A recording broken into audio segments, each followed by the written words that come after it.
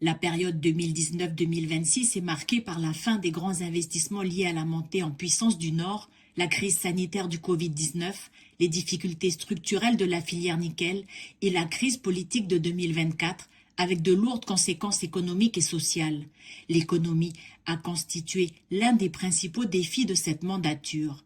Après plusieurs années d'investissement liés au développement du Nord, la collectivité a engagé une phase de consolidation, mais la dépendance au nickel demeure une réalité. La province Nord a poursuivi plusieurs politiques de diversification, mais l'économie du Nord reste fortement liée au nickel. La fermeture de KNS a notamment entraîné la suppression d'environ 1200 emplois directs.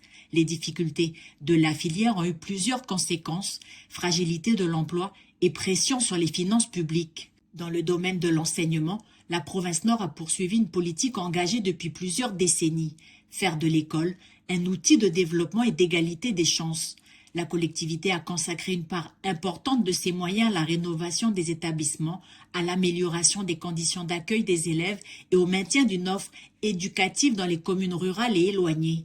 Environ 70% des dépenses d'enseignement sont consacrées aux infrastructures scolaires. La mandature a également poursuivi le financement de l'enseignement privé. En 2025, 52 millions de francs CFP sont versés aux collèges privés. La province Nord a maintenu un réseau important d'établissements malgré une évolution démographique défavorable. Entre 2019 et 2024, environ 12 000 élèves étaient scolarisés dans le primaire et le secondaire. Les effectifs ont diminué d'environ 4,7% sur la période. Le choix provincial a été celui du maintien du maillage territorial. Côté santé, le réseau des centres médico-sociaux et les dispositifs associés ont été préservés, mais la période est marquée par un déficit de l'ensemble des professions médicales. Pour faire face à cette problématique, la province Nord a investi dans la télémédecine. Elle fait l'acquisition de chariots connectés, coût total du projet 34 millions de francs. De plus, l'évolution de la réglementation lui permet le recrutement de médecins étrangers au sein des dispensaires. Juin 2025, le premier médecin originaire du Burundi prend ses fonctions au dispensaire de Wailu.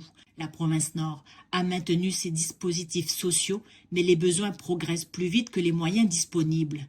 Au terme de la mandature 2019-2026, la province Nord n'est pas en situation de surendettement, mais son niveau d'endettement constitue un point de vigilance. La dette a permis de financer des investissements structurants pour le territoire, mais sa capacité de remboursement reste contrainte par des recettes propres limitées et une forte dépendance au financement public. L'enjeu sera désormais de transformer ces investissements en davantage d'activités économiques et de ressources durables.